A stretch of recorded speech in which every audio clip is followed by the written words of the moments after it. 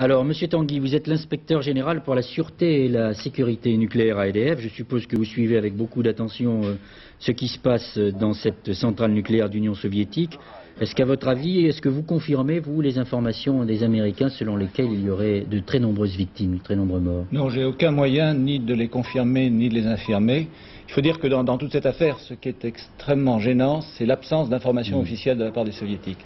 Et je voulais dire d'ailleurs que j'ai téléphoné à l'Agence internationale de l'énergie atomique à Vienne et on m'a appris que le directeur général de cette agence, qui est un Suédois, le Dr Blix, a demandé au gouvernement soviétique de fournir des informations techniques le plus rapidement possible. Alors pour le moment, le mal est là. On a le sentiment, on pense que le cœur de la centrale est en train de se consumer. C'est ce que l'on appelait le syndrome chinois dans le film. Ce n'est pas tout à fait le syndrome chinois, mais c'est néanmoins quelque chose de très grave et qui met certainement les exploitants soviétiques dans une situation très difficile. Car je crois que leur problème majeur, c'est qu'ils ont eu un accident samedi, que cet accident, dont nous avons vu des traces très minimes en Europe, a certainement fait sur le site même de la centrale, sur les bâtiments, une radioactivité très importante, et que cette radioactivité leur complique considérablement la vie pour attaquer un incendie qui déjà en soi ne serait pas très facile à éteindre. Oui, j'ai cité tout à l'heure la conversation entre un radioamateur soviétique et un radioamateur japonais. Ce radioamateur disait que les secours ne pouvaient pas arriver à cause de cette très très importante radioactivité autour de la centrale.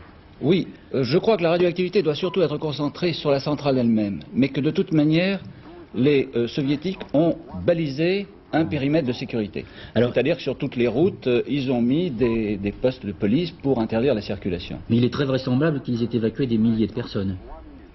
Ils ont certainement évacué des personnes qui n'ont pas couru de risque immédiat pendant l'accident, mais étant donné qu'il y a eu des dépôts de radioactivité, si on les avait laissées sur place, elles auraient effectivement pris des doses d'irradiation. Mais le nombre exact, tant qu'on n'a pas d'informations de la part des Soviétiques, il est difficile de dire. Et qui en Europe, qui dans le monde sait lutter et maîtriser ce type d'incendie, c'est-à-dire le cœur qui se consume? Bon, je crois que si on peut accéder au cœur, ça ne pose pas de problème. Il suffit d'étouffer.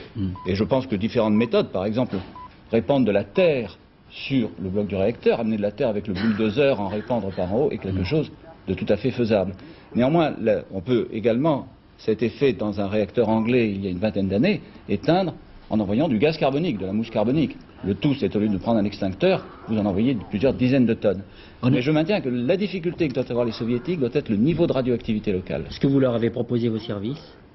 Écoutez, EDF, que je représente ici, non. Je crois que la France a officiellement proposé son aide à l'Union soviétique.